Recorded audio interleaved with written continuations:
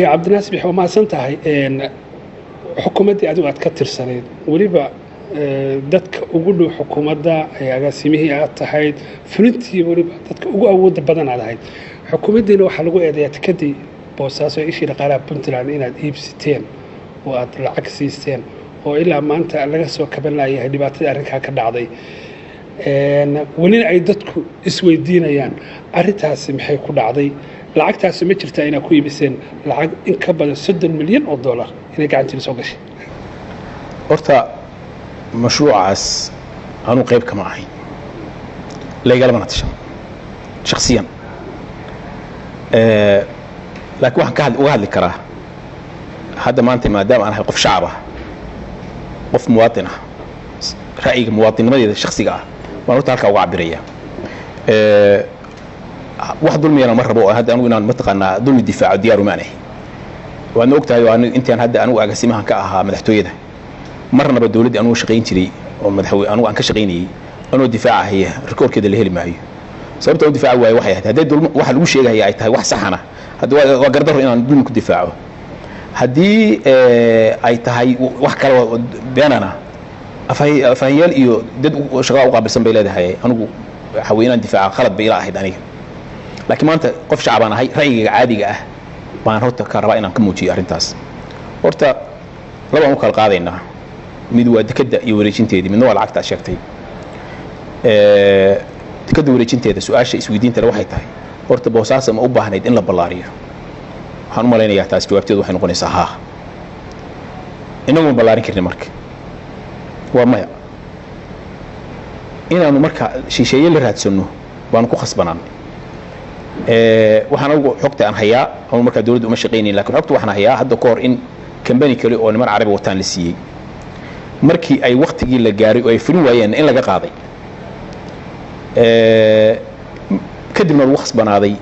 dib world in la siiyo anigu runtii meelaha aan xogta aan maqlay waxa kamid ah qodob muhiim noo ah oo muddo la isku haystay inuu ku jiro heshiiska oo ma arag heshiiska laakiin waxa la igu yiri qodob aad muhiim noogu ah baa ku jira qodobkaas oo ah hadii xilligii loogu talagalay shaqada ay dib ay bilaabi weydo in mashruuc laga qaadayo ama lacag ganax ay ku soconayso qodobkaas sidaan maqlay muddo badan baa la isku diidanaa iyaguna waa diideen inay siixaan waa lagu soo kala carooday markii dambe waxay ku khasbanaadeen inay aqbalaan marka hadda mashruucu waxa weeye markii la yiraahdo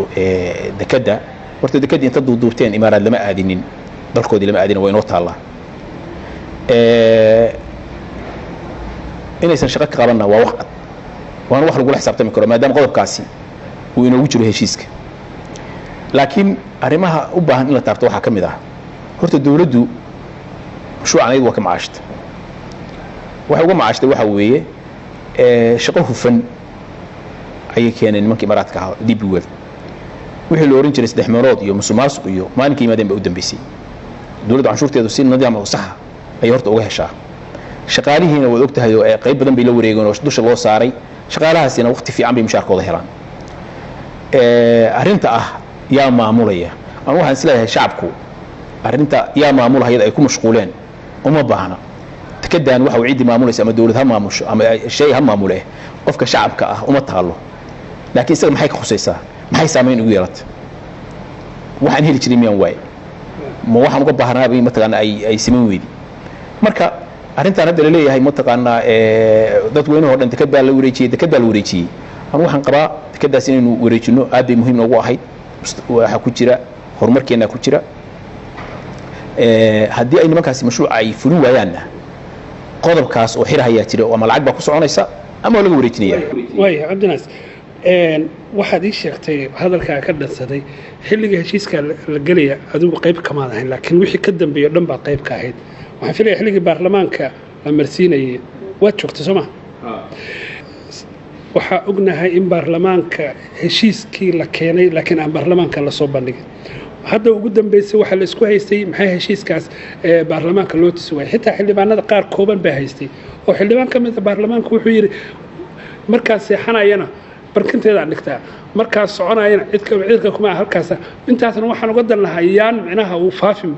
baarlamaan ka sheegay idinku baarlamaanka haddaad u gudbiseen cidda aad u gudbiseen oo markaa aad heshiiska la gasheen maxay ahayd markaasoo arrintaasu tuhunkii badnaa ee laydinka qaba kor u qaadi maayo eeg baarlamaanku eega ansixiyey mas-uuliyadoodina mataqaana in ay u ka cararaan waa khalad waxaysan akhriin miya ansixiyeen laakiin waxa weeye waa loo geeyey waana inay akhriyaanna bayxana xaq u lahaayeen yaa ku khasbay inay saxiixaan heshiiska xukuumaddiina qaabkay ku meel marisay maxaad nooga sheegi karaysaa waana waxaa jira inaad lacag u isticmaasheen maalmarinta halkaas anugu horta runtii taas kama jawaabi karo lacagtana xildhibaanada qaarkood baan ka maqalnay inay lacagi jirtay laakiin lacagtu heshiiska keliya haddii xataa lacag la bixiyey waad og tahay oo xukuumaddii dhammeed oo wasiiradeedii abaa la kala diro baarlamaanku ridi kadibna ayadii bay soo celiyeen sababta loo soo celiyay marka hadda adigu marka taa isweydiinaya waaye aad baa umahadsan tahay su-aal kale oo isla taas haddii aan ku weydiiyo tekadu waad og tahay ishii dhaqaale iyadoo ah heshiis baad gasheen heshiiskaasi waxaa inta badan la isweydiinayay media xitaa looma soo bandhigay qaabku ahaa marka maxaad dadka u sheegi karaysaa maadaama maanta nin mujtamaca ka mid ah tahay sifil ah tahay aadan maanta xukuumad hayn heshiiskaasi nuxurkiisa maxaad ummadda u sheegi karaysaa maxaase laga faa'idi karaa horta heshiiskaasi waa yaalla hadda baarlamaankana waa yaalla haddana xukuumad cusub baa anaga naga dambeysay xukuumadduna sideedaba waxaa weeye dee wixii dalka dantiisa ah iyadaa la raba inay ka shaqayso anugu waxaan leeyahay heshiiskaas hadda aanu faahfaahin aan ka bixin karaa ma jiro laakiin haddii uu heshiis khaldan yahay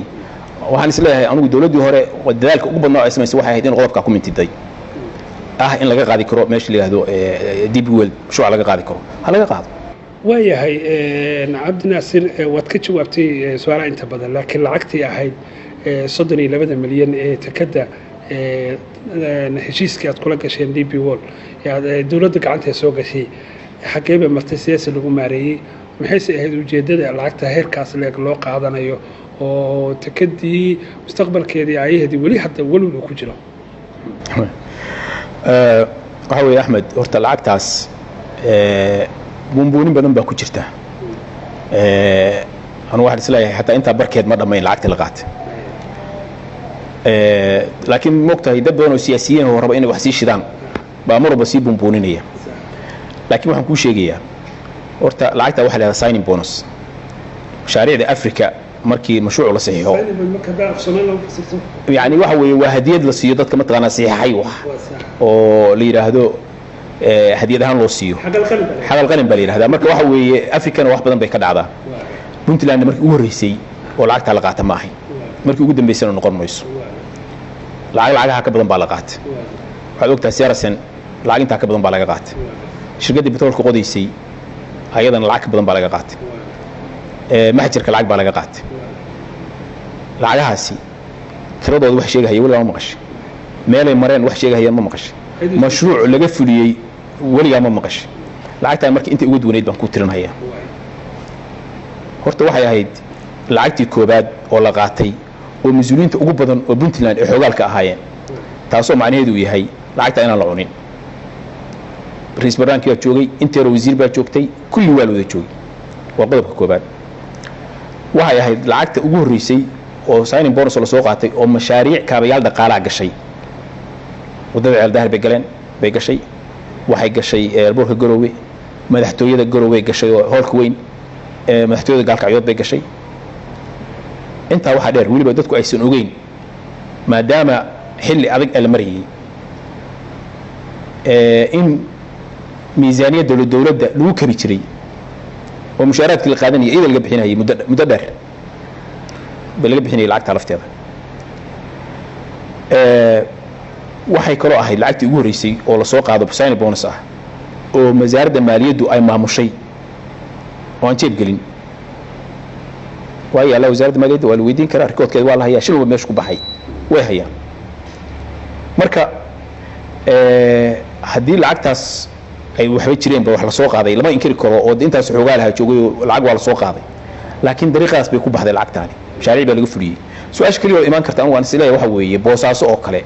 oo ah meeshii lacagta lagu soo qaatay maxaa iyada wax looga gelin waayey waa su-aashaas waa ku jirta meesha taas anigu waxaan isleeyahay laba shay baa sababay marka ugu horeysa horta mashruuc aad muhiim u ah ayaa wuxuu u soo socday boosaaso oo mashruuca biyogelinta ah oo qaybtoodii mashruuca dee dalku waxa weeye waxa mashaariicda waa la qaybinayaa qaybtii reer boosaaso mashruucaasi ku lahaayeen waxaa kaloo boosaaso lagu haleynayay lacagta mashruucu markuu bilowdo boqolaalka milyan ah dadka dee kor joogo meeshii ka faa'iideysanayo konturaadaha qaadanaya oo la shaqaynaya reer boosaasay noqon lahaayeen wixii loogu daneynayay waxay ahayd mashruucaasna waxa weeye lacag badan ba ka heli lahaayeen marka dee intii kaloo markaa taagnayd ayaa mashaariicdaas la geliyey marka lacagtaasi waxa weeye wax badan baa la yidhahdaa waa la gatay meesha laakiin waxa weeye magaalada boosaasood waxaa muhiimaddu ay tahay in la isweydiiyo airbortka shalay markii lacagtii la gelinayay yaa lagala tashaday midda kale lacagtan haddii la rabo mataqaanaa inay jeeb gasho madaxweynaha iyo wasiirkiisa dekedaha inta tagaan oo soo sixidaan bay jeebka gashan lahaayeene haddii hadda yaa isweydiin lahaa maanta laakiin haddiiba lacagtu xaqalqalin lahayd waa maxay sababta hadda DP World ay ugu xaniban tahay tekada inay wax qabato ma dilkiiba keenay mise lacagta xaqalqalinka heshiiska ku jira idinku xaqalqalin u aragteen maya lacagtaas wax shaqo ah oo hadda cid wax yaran ma jirto lacagta waa bixiyeen hadday bixiyeen cid ay u haystaan iyo lacag hadda ay ku dacwoon karaan midna ma aha anu waxaan aaminsanahay nimannaga yaanta waxay noo sheegeen bishii 12aad inay mashruuca bilaabayaan bishii 9aad baan markii ugu dambeysay bay ahayd waxay yiraahdeen bishii 12aad waa bilaabaynaa mashruuca kabacdina doorashadii baa soo gashay de doorasho xilligeedana de mashaariic ma bilaabato wad ogtahay kadibna nin aad iyo aad muhiim ugu ahaa baa meeshii lagu dilay shaqaalahoodana way kala baxeen marka dawladdii cusub ninkaasoo la dilay dawladdii markaa laftooda dee ninkii meesha hayay markii iyagoo cusub lagu hor dilay yani aan pressure iyo awood markaa isticmaali karin baa isku soo beegmay baan ugu aaminsanahay aad baa mahadsantahay waqti kooban baa inoo haray waana kaaga mahad celinayaa laakiin arrinta inta badan ee dadku isweydiinayaan waadna ku celcelinaysaa wax badan baa qabateen oo aad ka sheegtay dhinaca DP World iyo takadii waa tanoo maanta halka ay marayso waan ognahay ciidii baa soo gashay DP World waxa kama qaban dhaqaalihii iyo dakhligii soo xarooday way qaadanaysay marka ma is leedahay heshiiskaasu wuxuu noqonayaa heshiis idinkana idinku xasuusan doona khasaaro weyn oo aad geliseen ummadda reer Puntland bas waxa leedahay faa'iido dhanka kale laga yeelan karaa horta heshiis markaad gashid waxaad ku talagelaysaa inuu fulo iyo inuu fulin labadaba ku talagelaysaa heshiiska muxuu ahaa lala galay DP World haddaynaanu gelin waxaan su'aasha isweydiinta waxay tahay haddaynaanu heshiiskaas gelin DP World aysan joogin oo inagu aan joogno maxaynu qabsan kari lahayn maanta sida ay tahay un bay ahaan lahayd waxay isbedeleen maxay isbedel lahayd inuu haysanay ma qalab inuu haysanaa ma waxa inuu shaqo uga qabanay inuu haysanaa dekadu sida ay tahay un bay ahaan lahayd hadda rajaal la qabaayo inay intan mashruuci ay fuliyaan ay dekadii dhisaan rajaa baynu hadda qabnaa laakiin haddii aysan hadda iyagu imaanin inagu aanu maamulayno xafaarada ma haysano wax dekada looga shaqeeyo ma haysano maxaynu qaban kari lahayn inagu marka rajaynu qabnaa rajadeenaas ama DP World aan ka quusano oo mashruuc ha fuliso ama laga qaado marka ka bacdi inaga ismudan